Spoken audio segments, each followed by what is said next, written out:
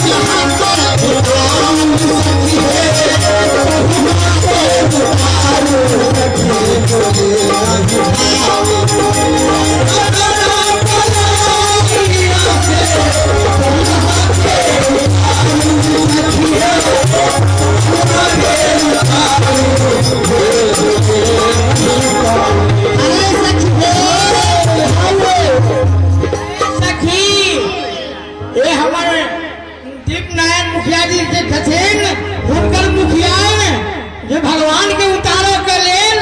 200 टका देलखिन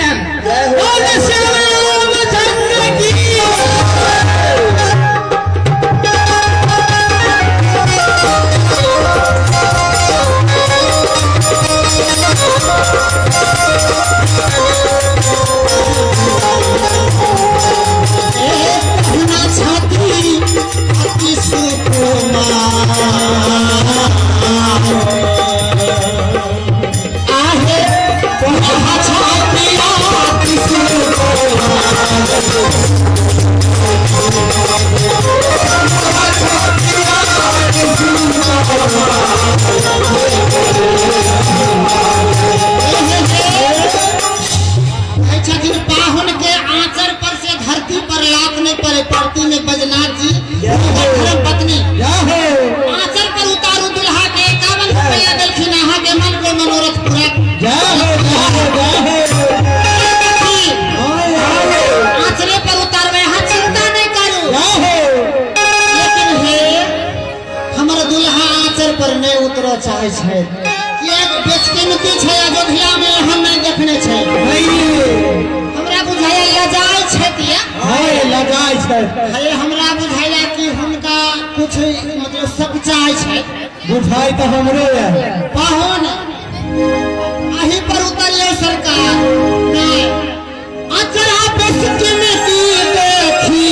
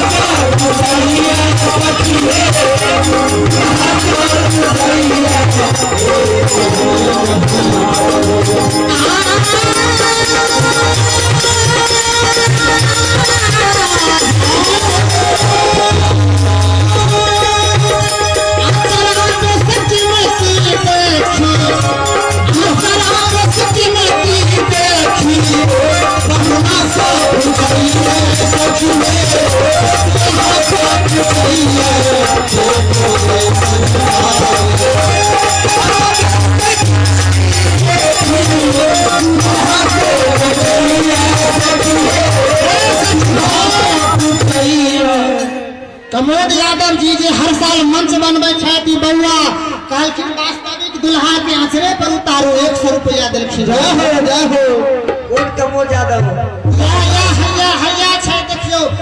ई मंच हर साल बनबे छथि बउआ जय हो मंच बनबे छलखिन लेकिन एहि बेर एकटा कोनो दुर्घटना सेहो भ गेल छलै जय हो यह किशोरी जी के कृपा से ये ठीक ठाक भ गेलै वास्तव में चले जय हो बात तो सेहो 100 रुपया देलखिन जय हो हे तब हां ये बउआ छथि हिनकर नाम छथि हां गंगा प्रसाद यादव जी बलहा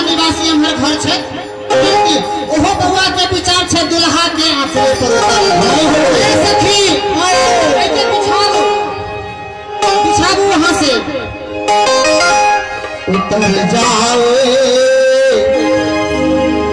यही लालम है, उतर जाए यही लालम, चलो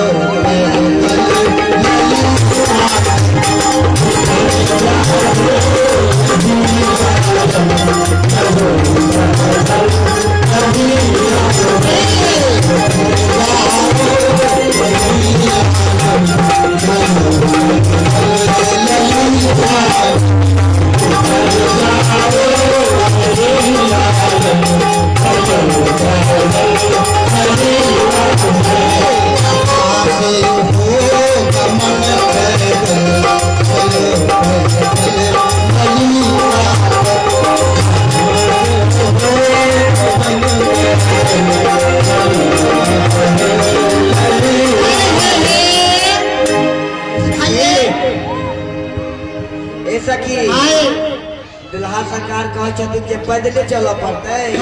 हम तो कहे छलिए आसरा देख के सब कुछ और बात से नहीं उतरे छै दिए। हां सवारी खोई छथिन, कहे छथ कि हम आए हैं रथ से तो पालकी ले आओ सखी, पालकी से जाएंगे। हां जय हो छोटकू जी जे छथ राजा राम जी हुनकर छोटकू जी के बचिया बेचनी कुमारी वो कहे छथ दुल्हा के आश्रय पर उतारू। दुल्हा नहीं देखली उनके तरफ से 50 रुपया। हां दुल्हा सरकार जे कहे छथिन पालकी लाभ, हां जे हुनका कन को शरम नहीं होई छै, हे बेलज्जा के बेटा होते पालकी लाभ शरम नहीं होई छै। आइए आइल रहे अयोध्या से त आइल रहे बाप वाला हाथी से नहीं बाबा साथे की आई कहे छै हम दुल्हा छी, हमरा पालकी चाहिए, पैदल नहीं जबे। अब आते आए थे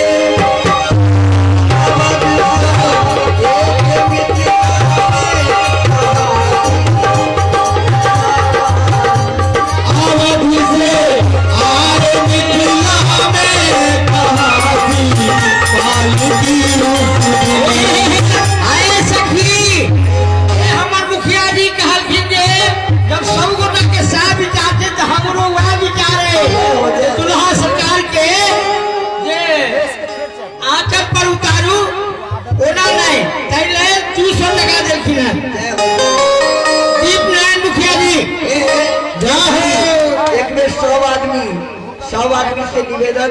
कि मुखिया जी के लिए 100 आदमी जोरदार ताली। जय हो जय हो जय हो जय हो जय हो। 3 बेर 200 देलखिन। जय हो अहाँ के मन के मनोरथ दुल्हा पुरबैत रहे, दुल्हा के आश्रय पर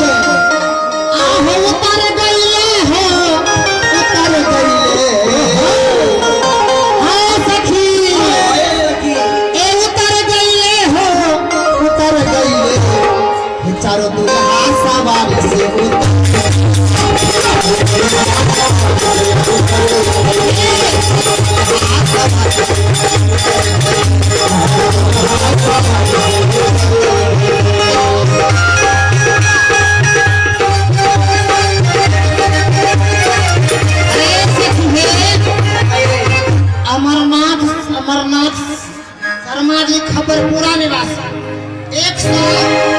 101 रुपया इधर दुल्हा के आंचल पर उतार लिए हुनका बड़ नीक लागल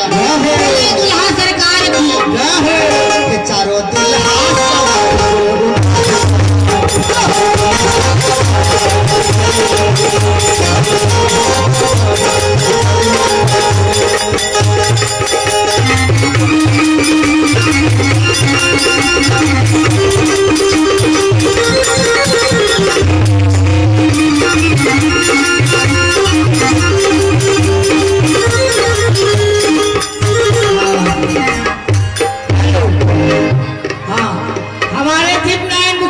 भगवान को सिंहासन पर बैठने के लिए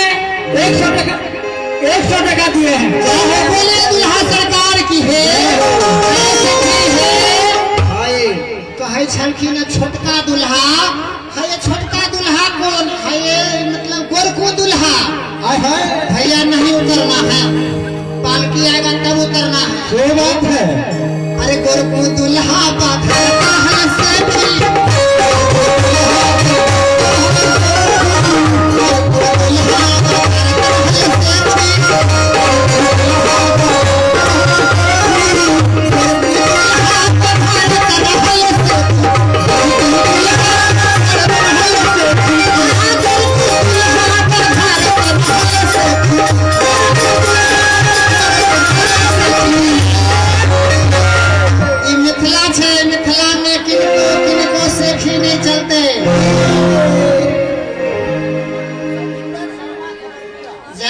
रविंदर शर्मा जी खबरपुरा निवासी 51 रुपया यानी पाहुन को जो कह रहे हैं कि अपने उतर गए इसलिए कहे क्षण भर में सेखी घुसरा गई सखी हमर नानी कहाँ गए भुतला गए नानी चल गई नानी छे गए नानी तक पानी भरे बाबा परछन भेले हमर नानी कहाँ गेले एते भीड़ मेला थे कहीं भुतला दे त गेले और शांत लागल छले दुल्हा के परछन करब नाना त नहीं रे नानी परछन करे छले हम खोज दै छियै आहो क्षण भर में सेखी घुस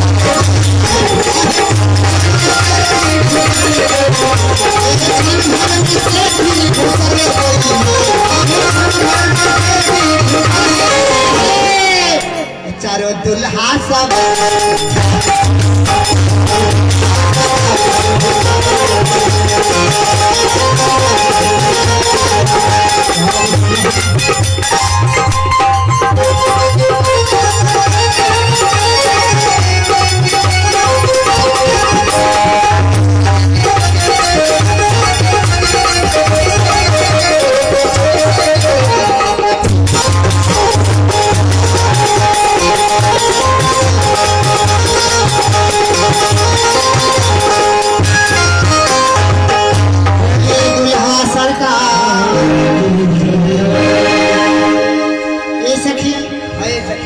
दुल्हा के उतार लो अब वहाँ के जो विचार भैया कौआ बात जाते डर रात भेले विधागा रहबे कि नहीं बहुते विध सब बाकी छै बहुते विध छै आगा बढ़ाबे न विध